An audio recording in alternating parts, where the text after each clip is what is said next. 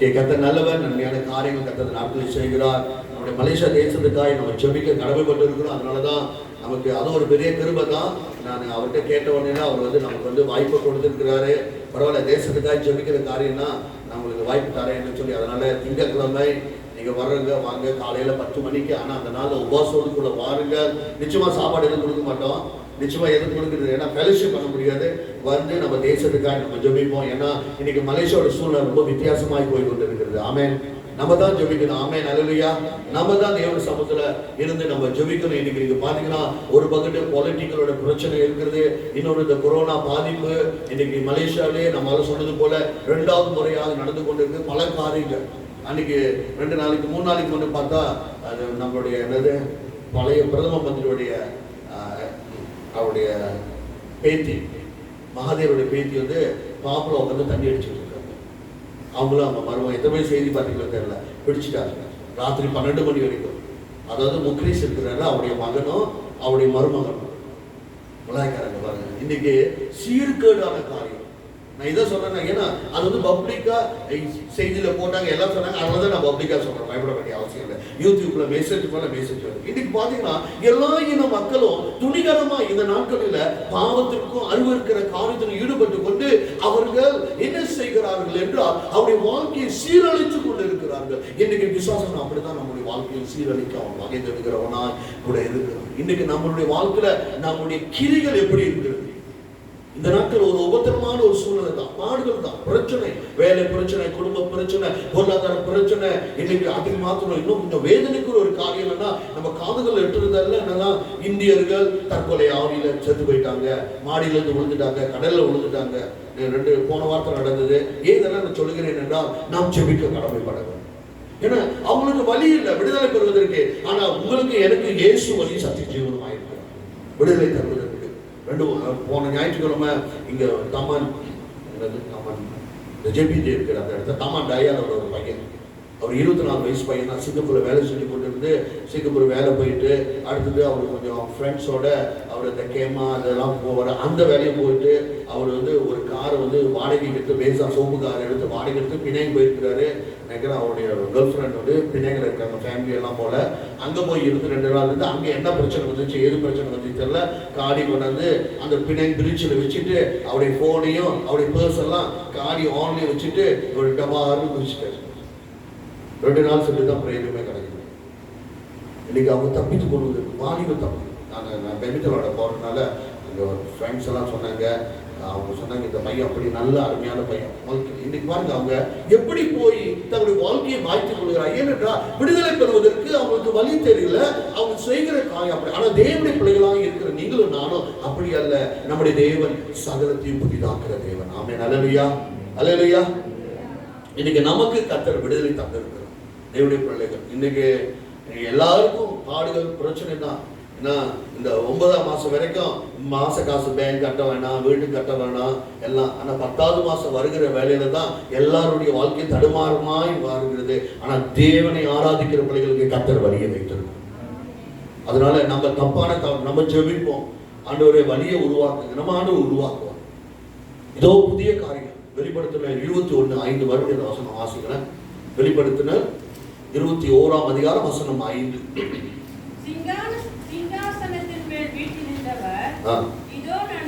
ஆமென், ஆமென். சிங்காசனத்தின் மேல் வீற்றிருக்கிறவர் இதோ நான் சகலத்தையும் புதிதாக்குகிறேன் என்றார். Behold, I will make all the things new. ஆமென், அல்லேலூயா. இன்னைக்கு கர்த்தர் புதிதாக்குவார். இந்த நாட்கள் நான் சொல்றேன், இந்த ஆண்டு நம்ம ஜனவரி பிப்ரவரியில கொஞ்சம் ஓகேவா இருந்தோம். மார்ச்ல ஆரம்பிச்ச இந்த பாடுகள் உபத்திரம் இதெல்லாம் நமக்கு என்னன்னா ஆண்டு நமக்கு ஒரு பெரிய ப்ரொமோஷன் வைத்திருக்கிறோம். அல்லேலூயா. நம்ம இப்படிதான் வெற்றி நடை போட முடியும். ஆமென். நான் 30 வருஷம் ஊழியத்துல பல பாடுகள் கடந்து வந்து பல சூழ்நிலை சந்தித்து இன்னும் நிக்க காரணம் என்னன்னா வர்ற சோதனைகளும் வர்ற பாடுகளும் வர்ற நிந்தைகளும். நான் என்ன சொல்றேன்னா அடுத்தது ஆண்டவரே எனக்கு ஒரு ப்ரொமோஷன் வைத்திருக்கீங்க. ஆமென். நீங்க அப்படி சொல்லி பாருங்களேன், அதுவே நமக்கு ஒரு பெரிய வெற்றி. இல்லைன்னா மூழ்கி போயிடுவோம், இல்லைன்னா மூழ்கி விடுவோம். இன்னைக்கு அநேகர் அப்படிதான் நம்பிக்கையற்ற ஒரு சூழ்நிலை. இன்னைக்கு கர்த்தர் சொல்லுகிறார், சிங்காசனத்தின் மேல் வீற்றிருக்கிறவர் சகலத்தையும், ஆமென், அல்லேலூயா, சகலம் என்று சொல்லவில்லை, நம்முடைய வீட்டு காரியத்தையும் அவர் புதிதாக்குறார், நம்முடைய குடும்ப காரியத்தை புதிதாக்குறார், வேலை காரியம், தொழில், எதையும் எல்லாவற்றையும் சகலத்தையும். ஆமென், அல்லேலூயா. சொல்லுங்க, சகலத்தையும். குறிப்பிட்ட ஒரு காரியம் மாத்திரம் அல்ல, not only செலக்டட் பண்ணப்பட்ட காரியம் அல்ல, சகலத்தையும். ஆமென், அல்லேலூயா. வீட்டு காரியமோ, குடும்ப காரியமோ, பிள்ளைகளுடைய படிப்போ, பிள்ளைகளுடைய காரியமோ, தொழிலோ, எல்லாம் வச்சு கர்த்தர் புதிதாக்குறார். அந்த நம்பிக்கை நமக்கு வேணும். கர்த்தர் நம்மை புதிதாக்கி நடத்துகிற தேவனாய் கூட இருக்கிறோம். இன்னைக்கு நாம் கர்த்தர் புதுமையில நம்மை நடத்துவோம். மத்தேயு 5ஆம் அதிகாரம் 16ஆம் வசனம். இந்த போன வாரம் கொஞ்சம் பேசிட்டு அதோட தொடர்ச்சி தான் இன்றைக்கும். மத்தேயு book of Matthew chapter 5 verse 16. மத்தேயு 15 வசனம் 16. 5:16 சாரி மத்தேயு 5:16. மலை பிரசங்கத்துல இயேசு சொன்ன உபதேசங்கள் இவ்விதமாய் மனுஷர் உங்களை என்ன கிரிகளா? நற்கிரிகள். ஆமென், குட் வர்க்ஸ். நம்முடைய செயல்பாடுகளை மனுஷர்கள் பார்க்கிறார்கள். ஆமென், வாசிக்கமா. இவ்விதமாய் மனுஷர் உங்கள் நற்கிரிகளை கண்டு பரலோகத்தில் இருக்கிற உங்கள் பிதாவை மகிமைப்படுத்தும்படி. அப்ப பாத்தீங்கன்னா இது பூமிக்கும் பரலோகத்துக்கும் ஒரு தொடர்பு இருக்குது. நம்முடைய நற்கிரிகளை எங்க செய்கிறோம்? நம்ம நற்கிரிகள் கொஞ்சம் பேசுவோம், பரவாயில்ல, பேசுவோம், கொஞ்சம் இருப்பீங்க, பிரச்சனை இல்லை, யாரும் வரல. ஓகே, நம்முடைய நற்கிரிகளை எங்க செய்கிறோம்? இந்த பூமியில. ஆனா நம் பூமியில செய்கிற ஒவ்வொரு கிரிகளும் யாரை மகிமைப்படுத்துனா? பரலோகத்தை மகிமைப்படுத்துகிறது. அல்லேலூயா. அதான் அந்த வசனம் மறுபடியும் வாசிக்கமா. உங்கள் நற்கிரிகளை எங்க பார்க்கறாங்க?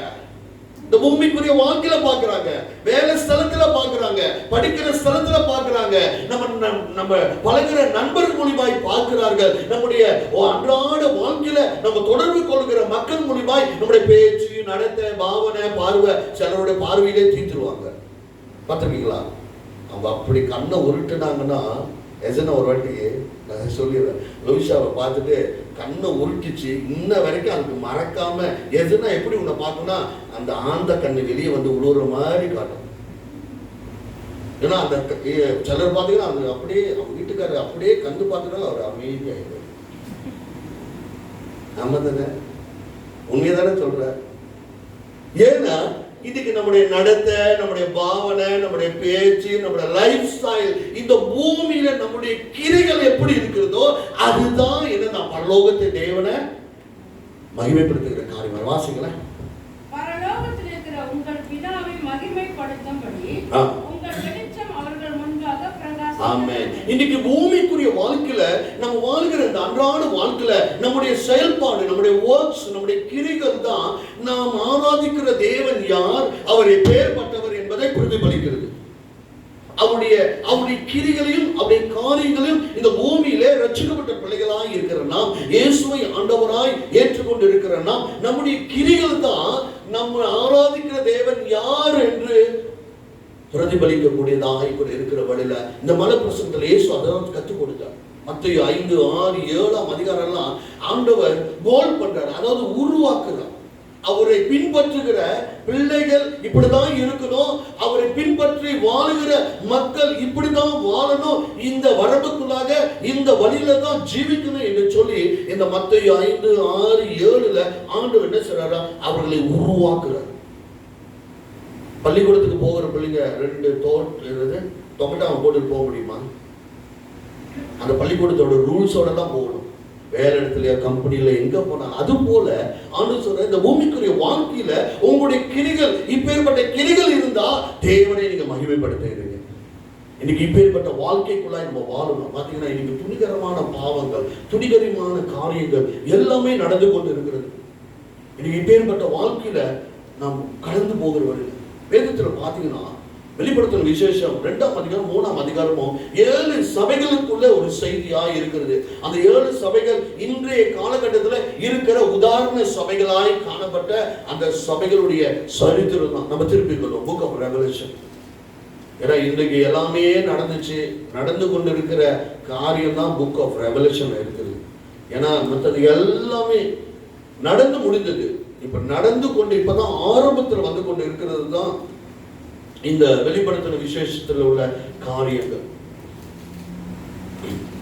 நம்ம பார்க்கலாம். வெளிப்படுத்துற விசேஷம் 2ஆம் அதிகாரம் நம்ம பார்க்கிறோம்ல, 7 சபைகளுக்குரிய செய்திகள். சபைகள் என்று சொல்கிற வழியில நாம தான் அந்த குணங்கள் கொண்ட அந்த கிரிகளை செய்கிற சபைகளுடைய குணங்களை குறித்து அங்க சொல்லப்பட்டிருக்குது. ஒன்றாவது நீங்க அங்க பாத்தீங்கன்னா வெளிப்படுத்துற விசேஷம் 2ஆம் அதிகாரம் 1லிருந்து 7வது வசனம் வரைக்கும் பாத்தீங்கன்னா எபேசு சபைக்கு சொல்லப்பட்ட செய்தியாய் இருக்கிறது. நான் அந்த செய்திக்குள்ள நான் 4வது சபைக்குள்ளது 5வது சபைக்குள்ளது தான். 2வது நீங்க பாத்தீங்கன்னா 2ஆம் அதிகாரம் 8லிருந்து 11 சிமர்னா சபைக்கு நீங்க வீட்டுல போய் வாசிக்கலாம். வெளிப்படுத்தின புக் ஆஃப் ரெவலேஷன் சாப்டர் 2 2ஆம் அதிகாரம் 8லிருந்து 11 வரைக்கும் சிமர்னா திருச்சபைக்கு ஆண்டவர் நீங்க பாத்தீங்கன்னா ஒவ்வொரு வசனத்திலையும் அங்க சொல்லப்படுற அந்த வார்த்தை மட்டும் வாசிப்போம். 7வது வசனம் வாசிக்குமா? வெளிப்படுத்தின விசேஷம் 2ஆம் அதிகாரம் 7வது வசனம்.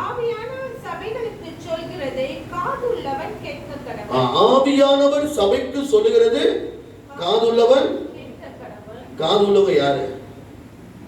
சபத்தியாங்க இல்ல, சபையோட இது இல்ல, இதெல்லாம் இல்ல, நீங்களும் நானும் தான். ஆமே அல்லேலூயா.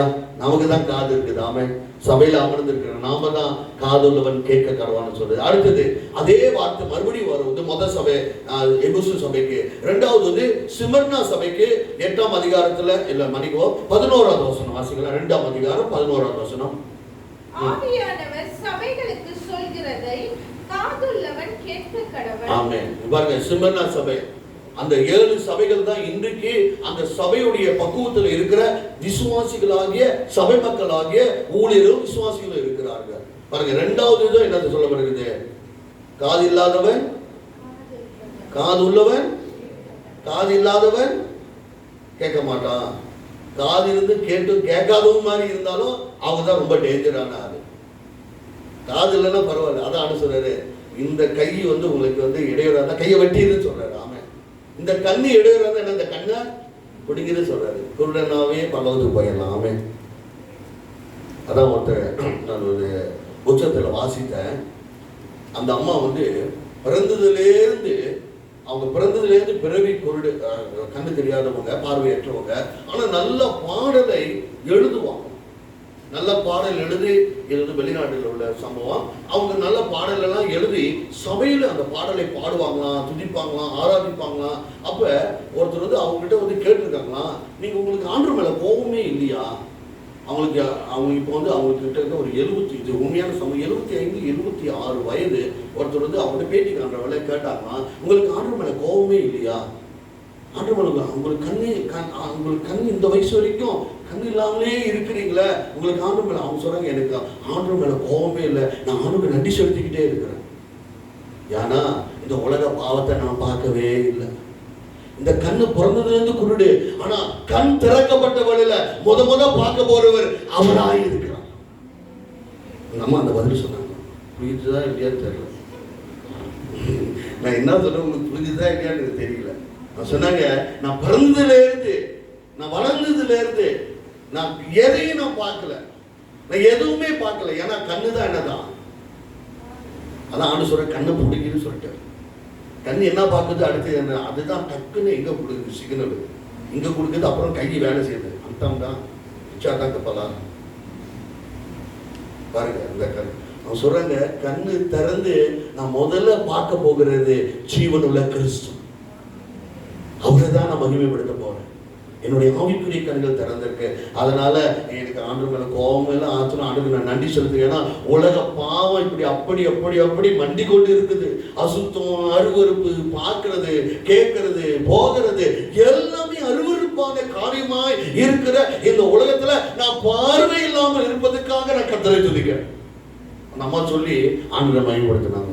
சில வேளை நம்முடைய வாழ்க்கையில ஒரு சில குறைபாடுகள் இருக்கதான் செய்யும். அந்த குறைகளை நினைத்து பார்க்காதபடி அந்த குறைகளில் வழியாக கர்த்தரை மகிமைப்படுத்துங்க. அடுத்தடுத்து நமக்கு கர்த்தர் விடுதலை தருவார், பெரிய காரியம் செய்வார். சிமர்னா சபை. அடுத்தது 3வது நீங்க பாத்தீங்கன்னா இந்த சபை, 3வது சபை நம்ம பார்க்கிற வழியில 2ஆம் அதிகாரம் 12வது வசனம்.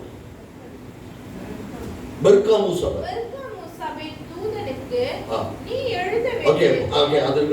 வசனம் 17 வாசிங்க. மறுபடியும் சொல்லுகிறார், காதுள்ளவன் சபைகளுக்கு சொல்கிறதை காதுள்ளவன் கேட்க கடவன்.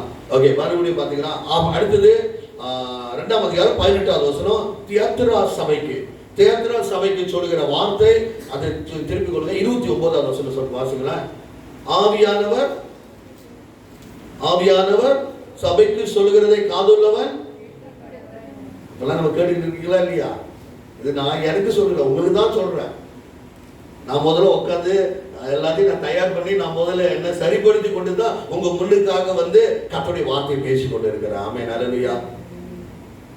அடுத்தது 4வது 5வது நம்ம பார்க்கிறோம்ல, 3ஆம் அதிகாரம் 1வது வசனம். என்ன சபை?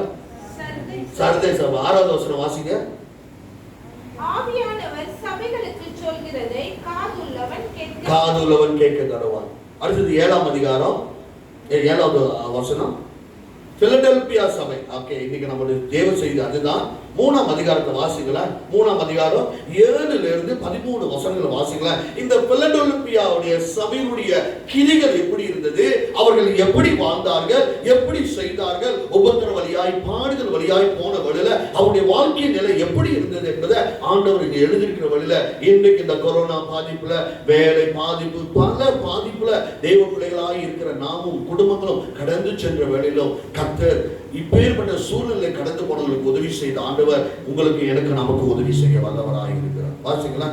பிலடெல்பியா சபையின் தூதனுக்கு நீ எழுத வேண்டியது, பரிசுத்தம் உள்ளவரும் சத்தியம் உள்ளவரும் தாவீதின் திறவுகோலை உடையவரும் ஒருவரும் பூட்டக்கூடாத படிக்கு திறக்கிறவரும் ஒருவரும் திறக்கக்கூடாத படிக்கு பூட்டுகிறவருமாய் இருக்கிறவர் சொல்கிறதா. பாருங்க எப்படி இங்க பத்மு தீவுல இங்க யோவான் வந்து சிறையிருக்கப்பட்டு, யோவானோட வாழ்க்கை சரத்தை நீங்க பாத்தீங்கன்னா பயங்கரமானது.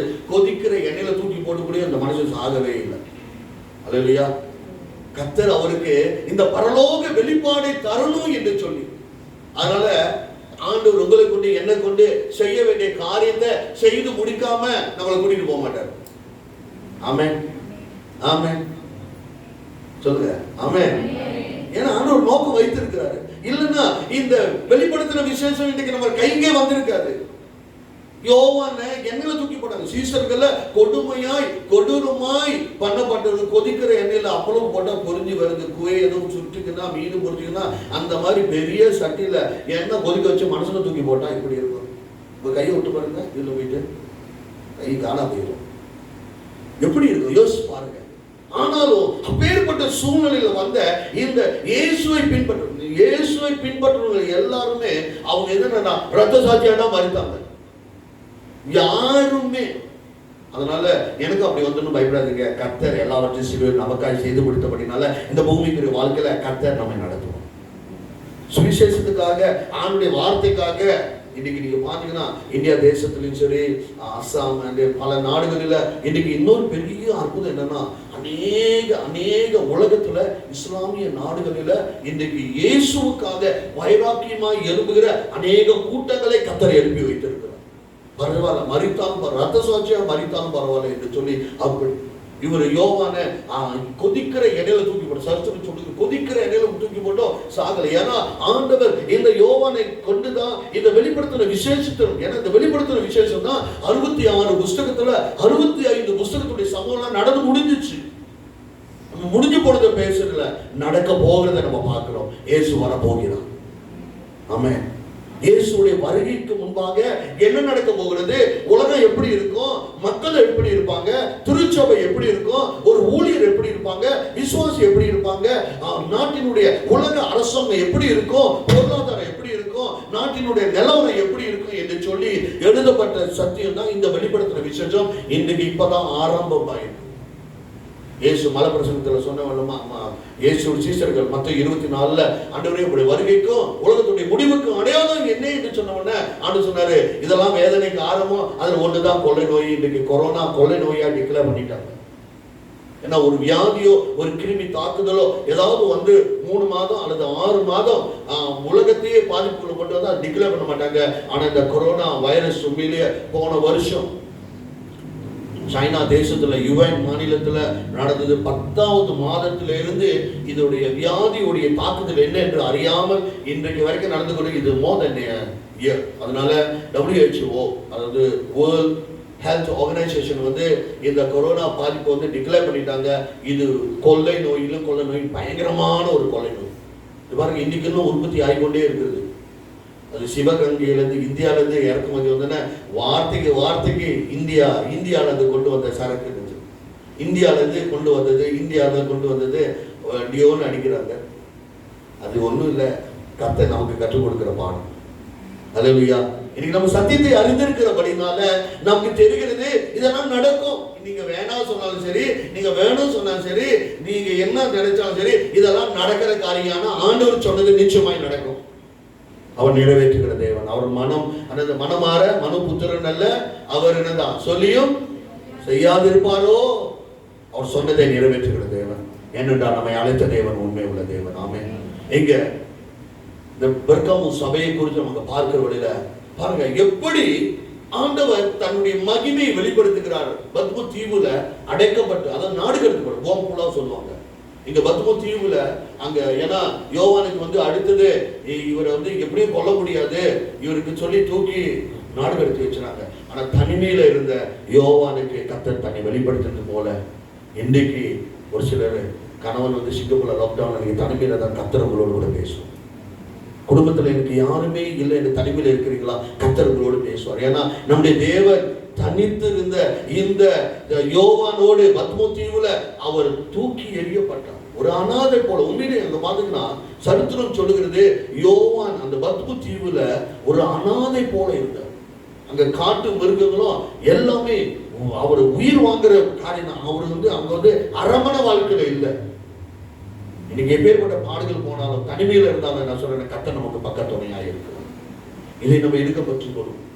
இந்த தனிமையில் இருந்த அந்த யோவானுக்கு ஆண்டவர் இந்த பிலடெல்பியா சபையின் தூதனுக்கு, அதாவது ஒரு காலகட்டம் வரப்போகிறது, இப்பேற்பட்ட சபைகள் எல்லாம் காணப்படுதும், இப்பேற்பட்ட மக்களுக்குள்ள செய்தியை இங்க ஆண்டவர் எழுதியிருக்கிறார். வாசிங்கள் 8வது வசனம், மறுபடியும் 7. Book of Revelation chapter 3 verse 7. வாசிங்க. எழுத வேண்டியது பரிசுத்த வார்த்தையை சொல்லுகிறவர் நாம் ஆராதிக்கிற இயேசு எப்பேற்பட்டவரா? பரிசுத்தரும் சத்தியம் உள்ளவரும்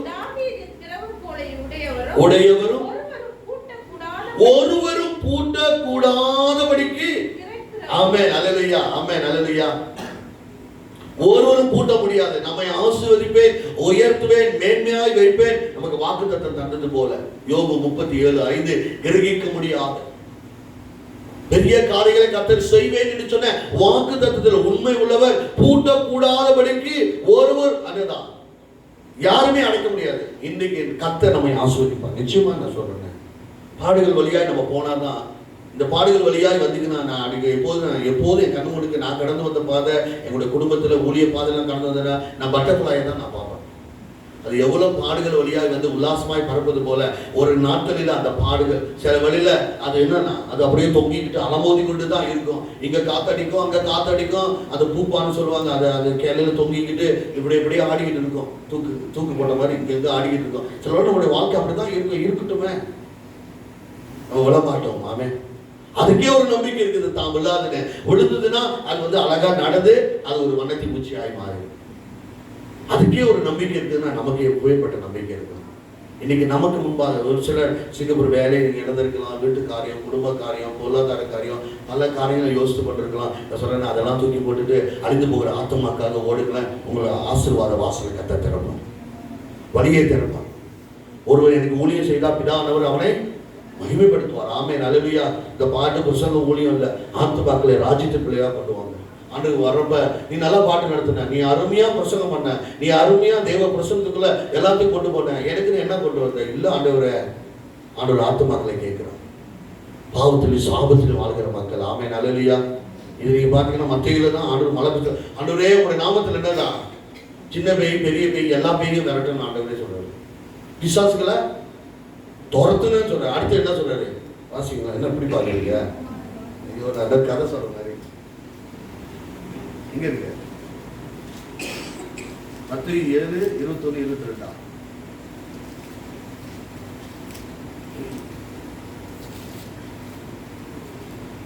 வாசிக்க. மத்தேயு 7ஆம் அதிகாரம் வசனம் 20, 21, 22. மத்தேயு, book of Matthew chapter 7 verse 21 and 22. பரலோகத்தில் இருக்கிற பிதாவின் சித்தத்தின் சித்தத்தின்படி செய்கிறவனே அல்லாமல் பிரவேசிப்பானே அல்லாமல் என்னை நோக்கி கர்த்தாவே கர்த்தாவே என்று சொல்கிறவன் அதில் பிரவேசிப்பதில்லை. அந்நாளில் அநேகர் என்னை நோக்கி கர்த்தாவே கர்த்தாவே உமது நாமத்தினாலே தீர்க்க தரிசனம் உரைத்தோம் அல்லவா, உமது நாமத்தினாலே பிசாசுகளை துரத்தினோம் அல்லவா, உமது நாமத்தினாலே அநேக அற்புதங்களை செய்தோம் அல்லவா, அப்பொழுது நான் ஒரு காலம் உங்களை அறியவில்லை, அக்கிரம செய்கைக்காரரே என்னை விட்டு அகன்று போங்கள் என்று அவருக்கு சொல்லுவேன். ஓகே, இந்த இடத்துல நம்ம பார்க்கிறோம், இவங்க எப்பேற்பட்ட கிரியை உள்ளவங்களா? அக்கிரம செய்கைக்காரர்கள். அவங்க என்னத்தை அப்படி அக்கிரமம் செஞ்சுட்டாங்க? அந்த வசனத்திலே பதில் இருக்குது. அவங்க என்ன மாதிரியான அக்கிரமத்தை செஞ்சாங்க? தேவ சித்தம் இல்லாமல் செய்கிற ஒவ்வொரு காரியமும் என்னதான்? என்ன காரியமா? அக்கிரமம் சம்பந்தப்பட்டது. தேவனுக்கு பிரியமில்லாத காரியம். அடுத்தது தேவ சித்தம் இல்லாத காரியம் எல்லாமே தேவனுடைய பார்வையிலே அது என்னதான்? அக்கிரமமாய் காணப்படுகிறது. மறுபடியும் 20வது வசனம் வாசிக்கணும், பதில் அங்கதான் இருக்குது. 7:20. ஆதலால் அவர்களுடைய கனிகளினாலே அவர்களை அறிவீர்கள். பரலோகத்தில் இருக்கிற அப்ப பாருங்க, யாரு பரலோக பிதாவின் சித்தத்தின்படி கிரிகளை நடப்பிக்கிறார்களோ அவர்களை கர்த்தர் இன்னும் மகிமையாய் வைப்பார். பரலோக பிதாவுடைய சித்தத்தை செய்யாதபடி இந்த பூமியில நான் அதை செய்யறேன், இதை செய்யறேன், அப்படி போறேன், இப்படி போறேன், அப்படி செய்யறேன், இது செய்யறேன் சொன்னா ஆண்டு சொல்றேன், I do not knew you, எனக்கு உன்னை தெரியாது, நான் உன்னை அறியேன் என்று சொல். ஆனா அதுக்கு மேல நீங்க பாத்தீங்கன்னா 21வது வசனம் வாசிக்குமா? மணிக்கு 22வது. அந்நாளில் அநேகரை நோக்கி கர்த்தாவே கர்த்தாவே உமது நாமத்தினாலே, நல்லா பாருங்க, ஆண்டவருடைய நாமத்தினாலே தீர்க்கதரிசனம் உரைத்தார்கள், பேய்களை துரத்தினார்கள், பிசாசுகளை துரத்தினார்கள், அநேக அற்புதங்களை செய்தார்கள். ஆனா ஆண்டு சொல்றாரு, நான் உன்னை அறியேன்னு சொல்றாரு. ரொம்ப வித்தியாசமா இருக்கு. இன்னைக்கு நம்முடைய கிரிகளை கர்த்தர் பார்க்கிறார். ஆமென். அதுல முதலாவது நீங்களும் நானும் தேவ சித்தத்தை செய்கிறோமா? இன்னைக்கு தேவ சித்தத்துக்குள்ளாய் நம்ம கடந்து வந்தாதான் அதுதான் தேவனுக்கு பிரியமானதாய் காணப்படுகிறது. இன்னைக்கு இந்த உபத்திர நாட்களில நம்முடைய என்னதான் மாஸ்டர் மைண்ட் எங்கெங்கயோ பிளான் பண்ணோம், என்னென்னமோ பிளான் பண்ணோம், இதை செய்யலாமா அதை செய்யலாமா அப்படி போலாம். நான் சொல்றேன், தேவ சுத்தர் காத்திருப்போம், தாமதித்தாலும் ஆண்டவர் சிறப்பானதை செய்வார். ஆமென். அடிக்கடி சொல்றேன், லேட்டானாலும் ஆண்டவர் லேட்டஸ்டா தருவோம். இது டயலாக் இல்லை, இது உண்மைதான். நம்முடைய வாழ்க்கை இன்றைக்கு சில வேளையில ஆண்டவர் கொஞ்சம் பொறுத்திருக்க சொல்றாங்க, கொஞ்சம் பொறுத்திருப்போம். அந்த பொறுத்திருக்கிற நேரத்தில் ஆண்டவரே அந்த பொறுமையை பாதுகாத்துக்கொள்ள எனக்கு பலம் தாங்க என்று சொல்லுவோம். ஆமென். அல்லேலூயா, அல்லேலூயா. இப்போ வந்துடும் வெளிப்படுத்துற விசேஷம் 3ஆம் அதிகாரத்துக்கு வந்துடும். அந்த ஒரு காரியத்தை சொல்லி நான் முடிக்க, அது தொடர்ச்சியான பிரச்சனை தான். வருகிற நாட்களில் 3 சபைகளிலும் இதை குறித்து தான் அதிகமாக பேசும். மறுபடியும் வாசிங்கம்மா, வெளிப்படுத்துற விசேஷம் 3ஆம் அதிகாரம் 7-8வது வசனம். Book of Revelation chapter 3 verse 7 and 8. Philadelphia சபையின் தூதனுக்கு நீ எழுத வேண்டியது என்னவெனில், பரிசுத்தமுள்ளவரும் சத்தியமுள்ளவரும் தாவீதின் திறவுகோலை உடையவரும் ஒருவரும் பூட்டக்கூடாதபடிக்கு திறக்கிறவரும் ஒருவரும் திறக்கக்கூடாதபடிக்கு பூட்டுகிறவருமாய் இருக்கிறவர் சொல்கிறதாவது, உன் கிரிகளை அறிந்திருக்க. ஆமென். அல்லேலூயா. ஆண்டவர் நம்முடைய அன்றாட கிரிகளை பார்க்கிறவராய் கூட இருக்கிறார். ஆமென்.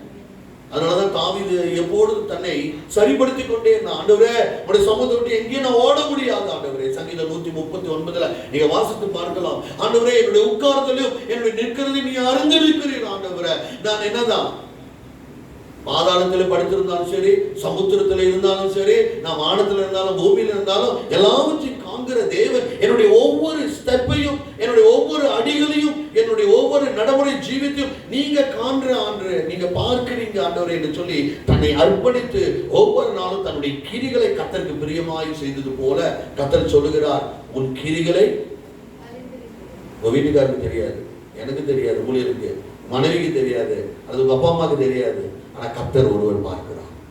அல்லேலூயா. நம்முடைய ஒவ்வொருடைய கிரிகளை கர்த்தர் பார்க்கிறார்.